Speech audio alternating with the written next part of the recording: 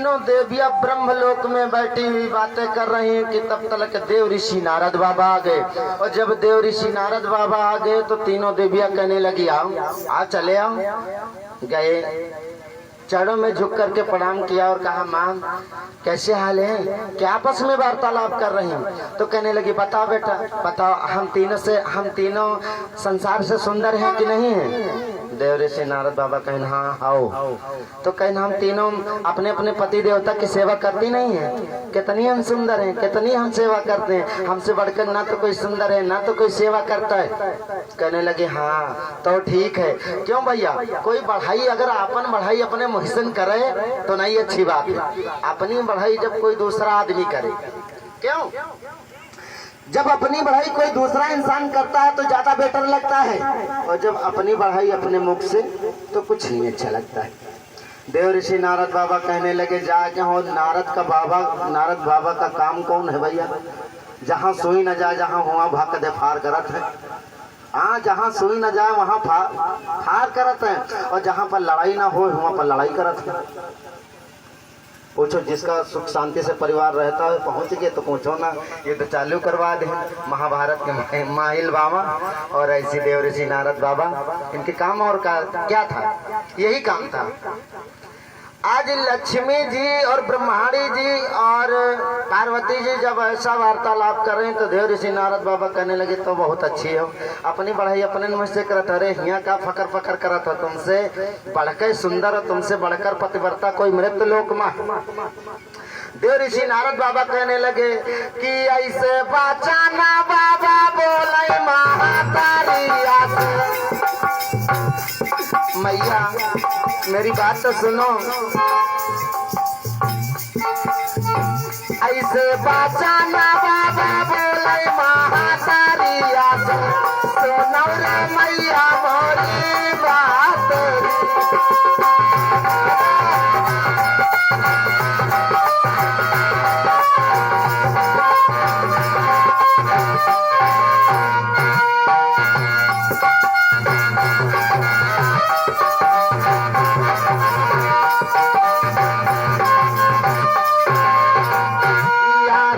तुमसे रे सुंदर नारी पृथ्वी का बिचारई,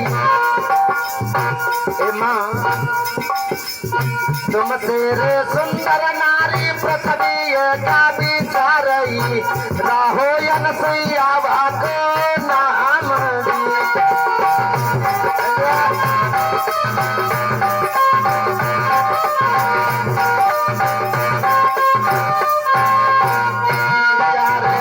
अपने बचाना जाता सुनाई महातारिया सामने, अपने बचाना जाता सुनाई महातारिया, दिल माथा रही ना दादा धीरे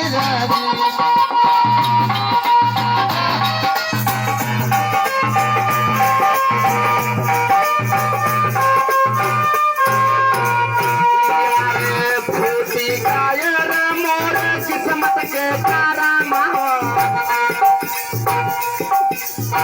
रोटी कायर मोर किस्मत के तारा मामा, रोटी काये है भगवान।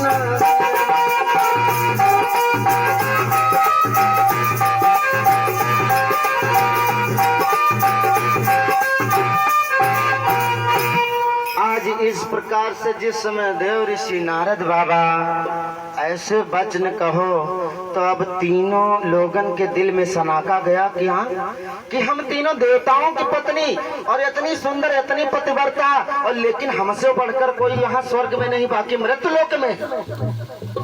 देव ऋषि नारद बाबा इतना भाई सुलगते हुए माँ तीली भाई के काम रहा था, बस भाप दे भारत है मैट्रिक तेल जहाँ छिड़क दो खाली तिल्ली फेंके काम रहा तो भाप दे।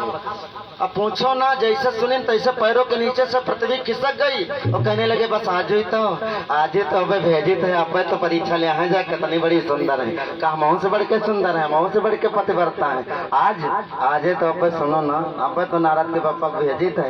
अरे पूछो ना भैया, नाना प्रकार की बातें हुए लगे।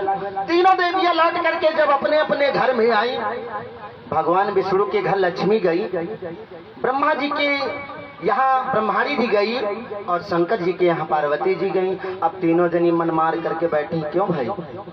खुशी का भाव होता है तो चेहरा एकदम प्रफुल्लित रहता है। आज वहाँ पर दुखी का भाव है, चेहरा गिरा लग रहा है। भोले बाबा पार्वती से कहने लगी, सुनो गणेश की अम्मा, क्या बात का है उदासी किस लिए? जो फूलों की तरह, पुष्पों की तरह चेहरा अर्थात फेस खिला रहता था, वो आज कटे वृक्ष की तरह मुरझाया क्यों? What you mean? आखिर मकसद क्या है?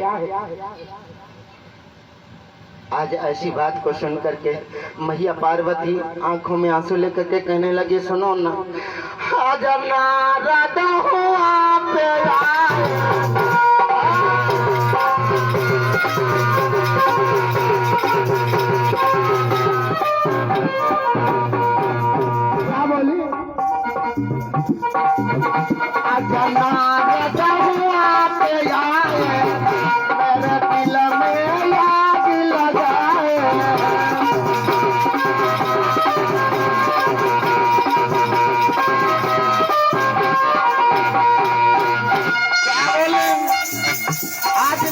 बाबा तीनों देवियां हम बैठे वार्तालाप कर रही थी, तब तक देव ऋषि नारद बाबा आ गए और कहने लगे, जानते हो क्या, तुमसे पढ़ कराया कन्हारी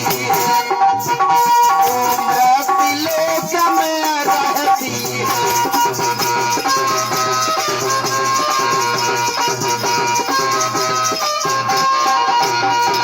और क्या बोली, हे स्वामी हमारे दिल में धीर नहीं धरता है,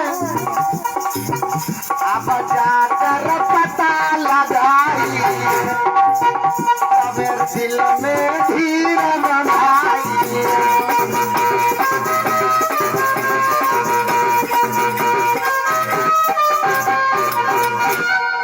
आज पार्वती भोले बाबा से कहने लगी कि सुनो, आज तीनों देवियां हम वहाँ पे बैठे थे, तब तक देव ऋषि नारद बाबा का आगमन हुआ और उन्होंने कहा, तुमसे बढ़कर, तुमसे सुंदर, तुमसे भारी पतिव्रता कोई मृत्यलोक में है भाई? जो मृत्यलोक में रहती है अपने पति की सेवा करती है और उससे बढ़कर आप नहीं हो।